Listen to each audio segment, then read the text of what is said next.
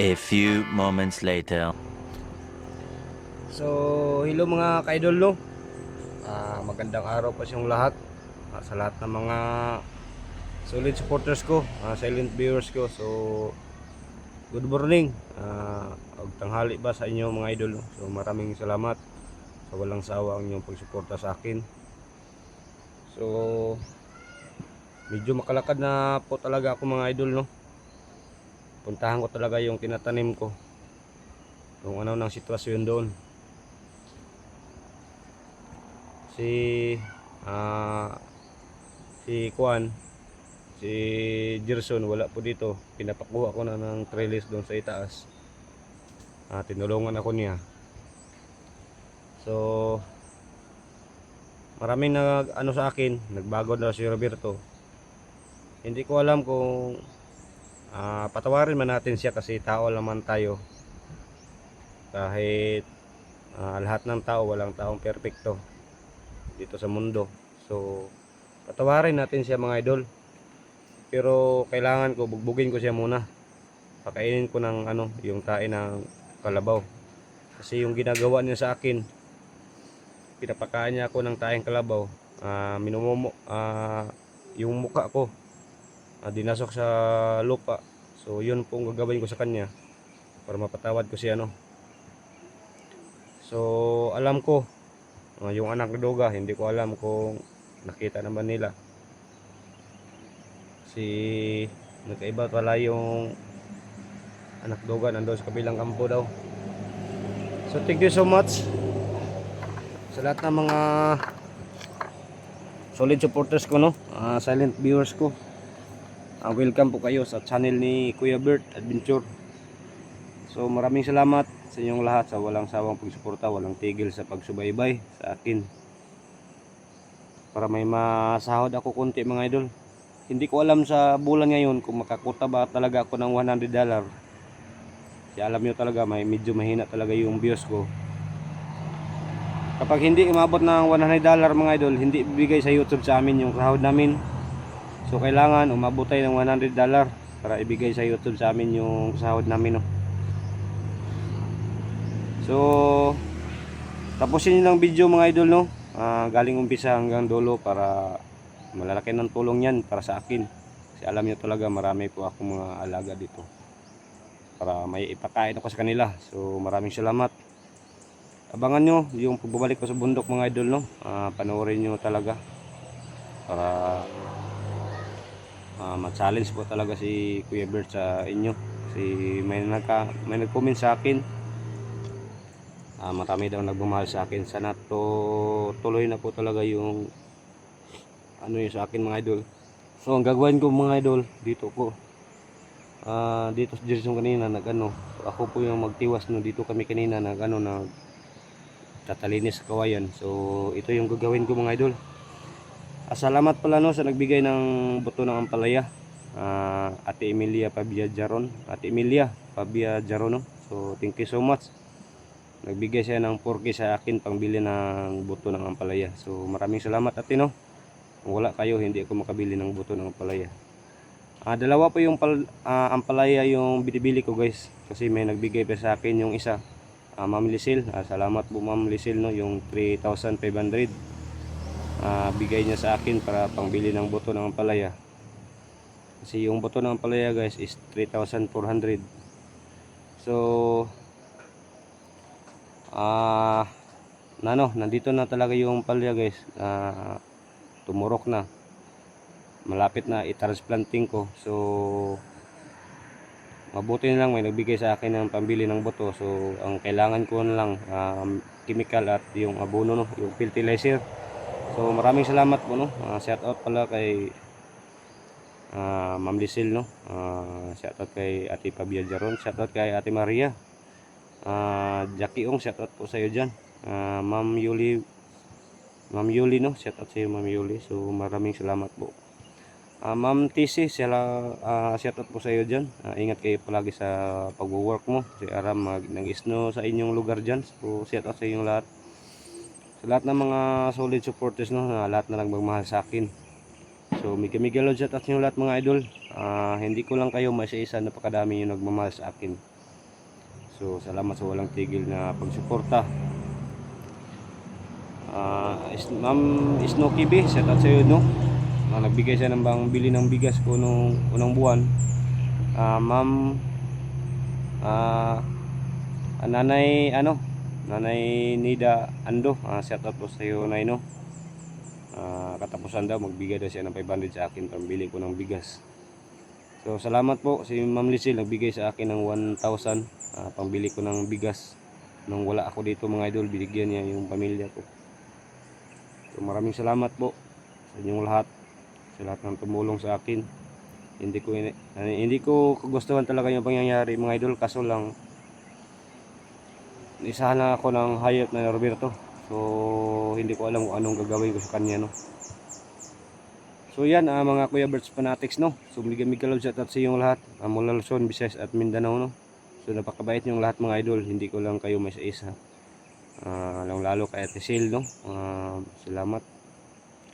So hindi ko lang maisa-isa kayong lahat guys, no, kasi marami kayong nagmamahal sa akin. So hindi ko nami-miss talaga yung nakalimutan ko yung mga pangalan ng iba. Kasi na-stress talaga yung utak natin guys, maraming iniisip. So mega love shout out sa inyong lahat, mula Luzon, Visayas at Mindanao, sa lahat ng sumusuporta sa akin. So yan, may gagawin pa ako mga idol. Ito po yung sugat ko guys. Medyo okay na. Nilagyan natin ng yung tuba-tuba para yung hubag hindi makaano yung hubag. Nilagyan natin ng yung tuba-tuba, no. Kasi tuba-tuba po yung kailangan nga para yung hubag kumukupos talaga. Kasi na-enjik na po talaga ito mga idol, no.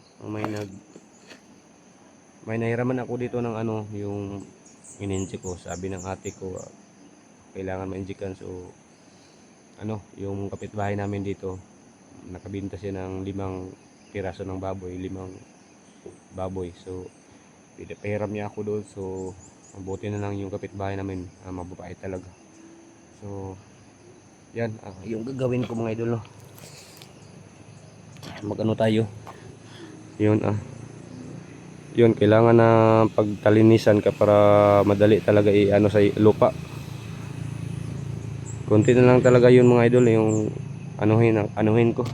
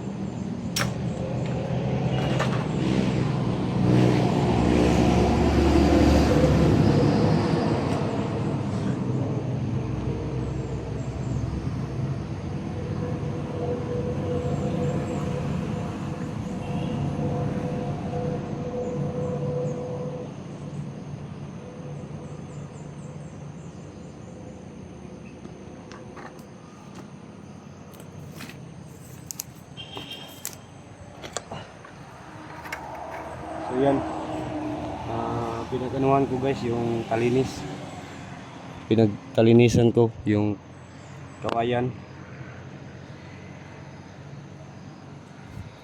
Diyan ko banda kumuha ng kawayan. Binili ko ng tag 7 talaga yung isang piraso, no. Binigay ko ng isang piraso 7 pesos po. 200 po ito yung pinapakating ko sa may-ari. So yung nabayad ko sa may-ari is 1,400. So salamat po Ma'am TC, no. Nagbigay kayo ng 200 sa akin pang bili ko ng ulam kahapon. So maraming salamat po. So guys, yung isang lata ng ampalaya ko, medyo mataas na ang tubo niya guys. Kailangan ko ng trellis. Nandun sa kabila, nandito hindi pa ko natatanim yung isang lata. Nandun pa sa seedling. Mga ilang araw i-transplanting ko na ito, no. So tara, ipakita ko sa inyo yung seedling ko ng ampalaya. So yan, ito guys, 150 ka piraso talaga yun. Ito 50, 30 kapin. Nandun na, hinatid na ni Jerison sa itaas kahapon, no, yung isa. So wala na talaga yung pipino ko guys. Yan, clearing na talaga yung pipino ko. So kailangan ko anuhin ng ampalaya. Pati yung sitaw ko wala na. Ang isang lata guys, nandoon sa itaas ko tinatanim, likod anang yung may saging. Diyan banda guys, nakita niyo yung may hawan sa itaas. May hawan doon guys, na diyan ako dumaan. Nandoon yung isang lata ng palaya ko, ang isa dito ko itatanim yung isa. May nakabili pa ako ng sasinang ampalaya, ang yung kukumbir. Kinakain pa ng yung mananap na yung dahon. Ito yung kukumbir na bago kong tanim. Ayan. So nandito talaga yung seedling ko ng ampalaya guys. Ayan po ang seedling ko ng ampalaya. Ito po is ito, mga 500 ka bagging. Ang tawag po namin dito guys yung lignin, ganito ka laki yung bagging ng yung bagging guys ba, yung dahon guys, nakikita niyo yung dahon. So marunong akong gumagawa dyan. Yung dahon, lagyan ng lupa. Doon natin ilalagay yung similya. So yung ibang mga ka-farmers, no, nagbigay sila ng ng seedling tree. Sa akin hindi na ako nag ng seedling tree kasi marunong ako gumagawa ng yung dahon. Circle yung dahon bago lagyan ng lupa. Napakataba dyan, napakataba talaga guys, yung ampalaya ko. Yan. 500 kapin po ito. Yung sobra sa 500 mga 50 siguro. So ito, may iba guys, bago pa lang sila yung buto, bago pa lang tumurok yung iba. So yung iba kailangan na ko na itanom ng ilang araw kasi medyo malaki-laki na po talaga yung iba. Medyo malaki na po talaga sila. So yung iba pareho ganito, bago pa lang siya tumurok. So yan. Yung cucumber ko.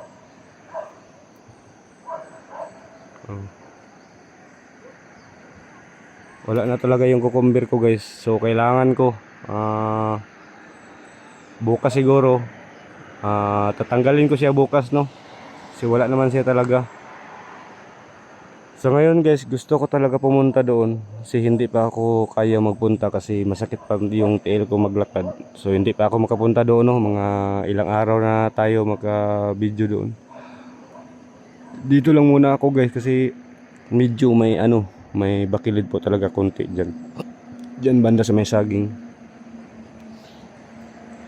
So yun mga ka-farmers, no, kung sino pong gustong magtanong dyan, comment kayo sa akin para mabigyan po kayo ng yung idea ba paano yun alagain yung mga halaman.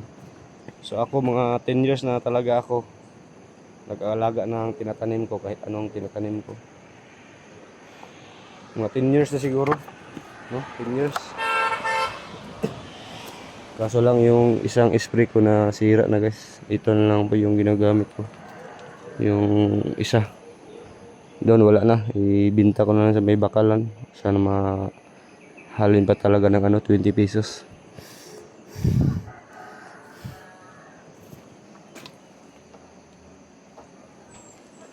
So guys, hanggang dito na lang po yung hanggang dito na lang po yung video natin guys, no. Magano pa ako dyan, ibot sa yung sitaw guys, pag ibutin ko. So maraming salamat sa Panginoon guys, yung saging ko namumunga na, yung bunga ng saging ko guys, yun lang ang panalangin na bigay sa Panginoon, maliit yung bunga niya. So mamaya ngayon ang gagawin ko, ako ng batong dyan, mag-ibot. So guys, abangan nyo lang, baka bukas guys makapag-explore na ako sa bundok. So thank you so much sa lahat ng mga solid fanatics ni Kuya Bert Adventure, no. So thank you so much. Please support po, no, yung alaga ko si Gerson Adventure. So nandoon siya sa kwan guys, may pinapaano ako sa kanya. So wala pa siya dito ngayon. So sana suportahan nyo guys, no, yung channel niya Gerson Adventure. So thank you so much at maraming salamat sa inyo lahat. God bless you all. So hanggang dito lang yung video natin mga idol. So maraming salamat at happy